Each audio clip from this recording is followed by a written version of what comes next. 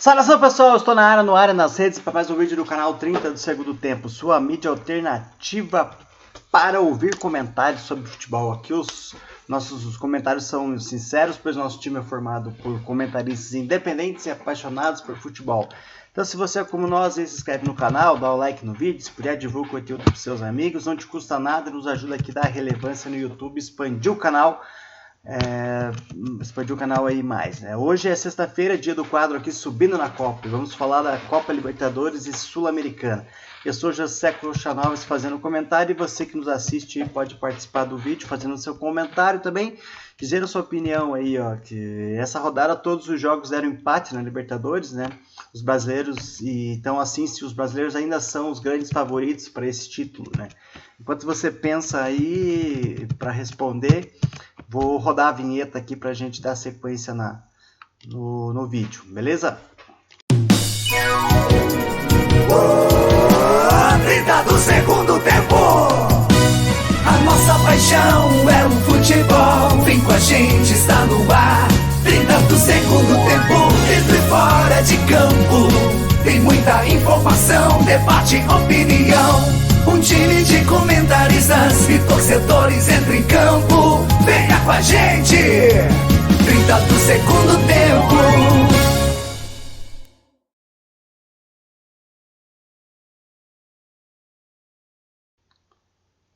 Bom, aqui eu mesmo pergunto e eu mesmo respondo, né? Então, mas a minha opinião é que acho que ainda sim, os brasileiros ainda são grandes favoritos para ganhar tanto Libertadores quanto Sul-Americana, né?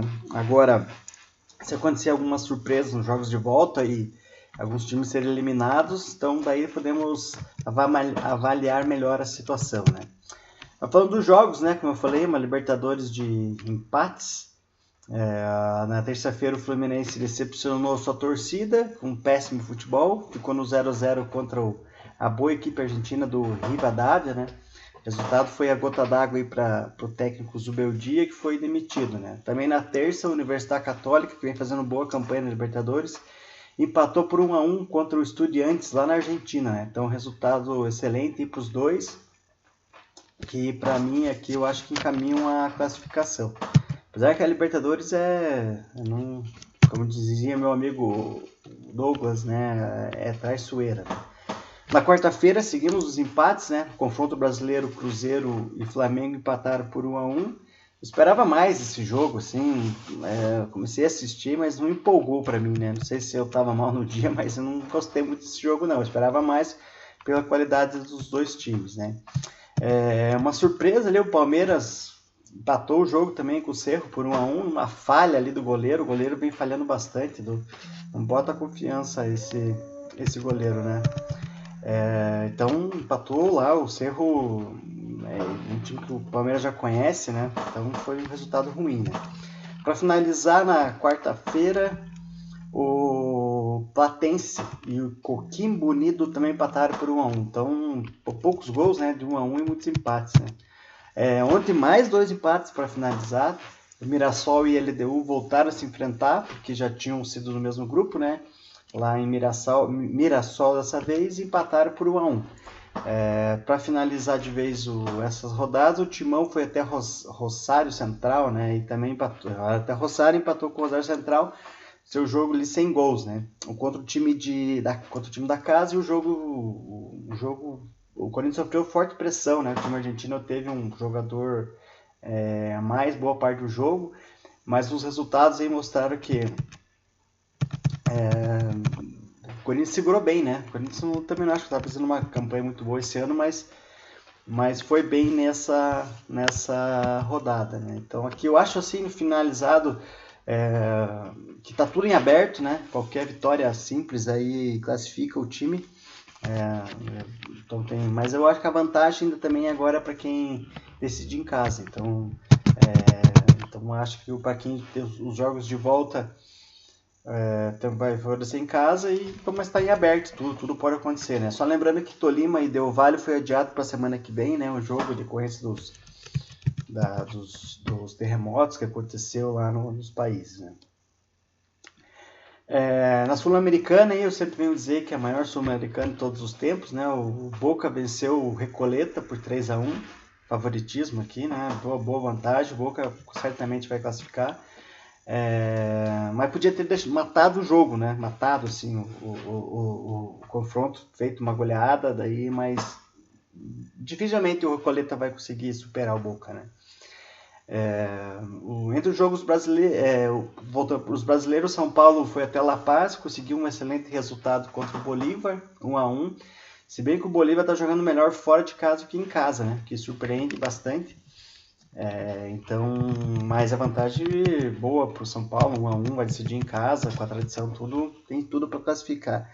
Na quarta-feira o Galo foi até Bragança Paulista e venceu lá por 1-0 o Red Bull.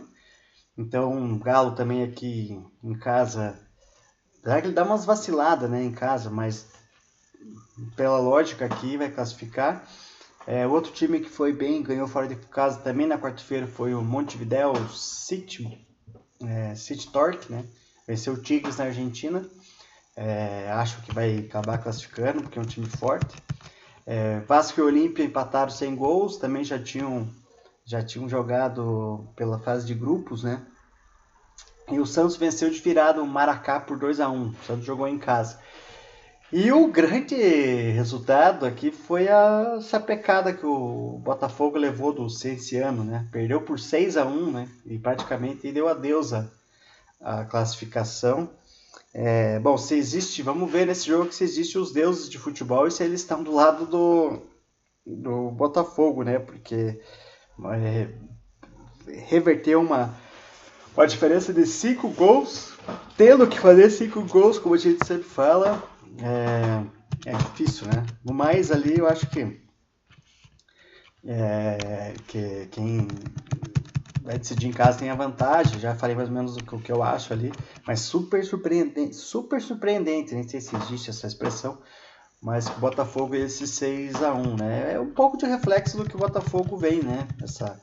Essa bagunça que tá o time, tem jogadores ali, mas essa bagunça interfere muito, né? Bom, para encerrar aqui, né, de costume aqui no quadro, vou apontar aí 8 times divididos nas sequências, categorias, né? A surpresa, o destaque, o que foi mais relevante, positiva, também o que foi o fiasco, a decepção, aí, vou indicar sempre um time brasileiro e um time estrangeiro nessa categoria. Bom, na Libertadores, positivamente, acho que foi o Corinthians. O Corinthians ele jogou com um adversário difícil lá em Rosário, que tem o Di Maria, o time está bem, e perdeu o jogador ao longo do tempo, então jogou com um a menos, então empatar 0-0 lá e decidir em casa foi acho que um destaque positivo aí dos times brasileiros na Libertadores. O time de fora, eu vou pôr o Cerro, né? O Cerro sempre está confrontando com o Palmeiras, parece que aprendeu a jogar contra ali o time do Abel e acabou empatando por 1-1, vai decidir em casa. Então aqui foi um destaque positivo pro fora dos brasileiros aqui. Eu achei que o Cerro com esse resultado. Na Sul-Americana, o time brasileiro, acho que foi o Galo, que jogou fora de casa e venceu no confronto brasileiro ali contra o Red Bull, né? Não é fácil ganhar do Red Bull jogando lá em Bragança.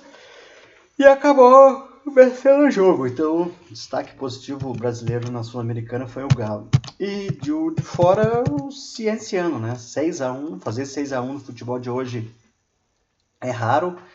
E ainda mais numa competição tão equilibrada que é essa Sul-Americana e contra um time brasileiro que tem potencial financeiro forte, né? Então, talvez aqui, acho que o grande destaque das competições da Conmebol nessa semana foi essa goleada de 6-1 aí do Cienciano, que aproveitou a bobeada do Botafogo e matou o confronto, né? Negativamente, acho que para mim decepcionante foi o Palmeiras, que eu esperava mais, né, na Libertadores. E o de fora decepcionou a Platense. A Platense estava fazendo bons campeonatos, bom resultado, estava jogando bem. Empatou o primeiro jogo em casa. Não sei, não acompanhei o time se mudou, mas esse empate em casa para mim foi uma decepção. E na Sul-Americana, por óbvio, o Botafogo, Quem leva 6 gols não tem como não ser o grande fiasco da rodada. E o time de fora, o Tigres, né? O Tigres é um tradicional até, dá para se dizer assim, é um emergente da Argentina e acabou perdendo o primeiro jogo. Então, e se complica, né? Então eu sempre falo aqui que Libertadores Sul-Americana, mais a Libertadores, né? Tem sempre Brasil e Argentina, vamos ver, né? Eu até torço aqui primeiro para sempre um time para os mais fracos aqui nesse campeonato, para dar mais movibilidade. Bom, é isso aí. Se você chegou até aqui, não esqueça dos likes lá no vídeo, fazer o seu comentário, o que você acha das opiniões e também da enquete que eu coloquei lá, né? E assim vamos ver o que vai dar agora nessa sequência dessa Libertadores Sul-Americana.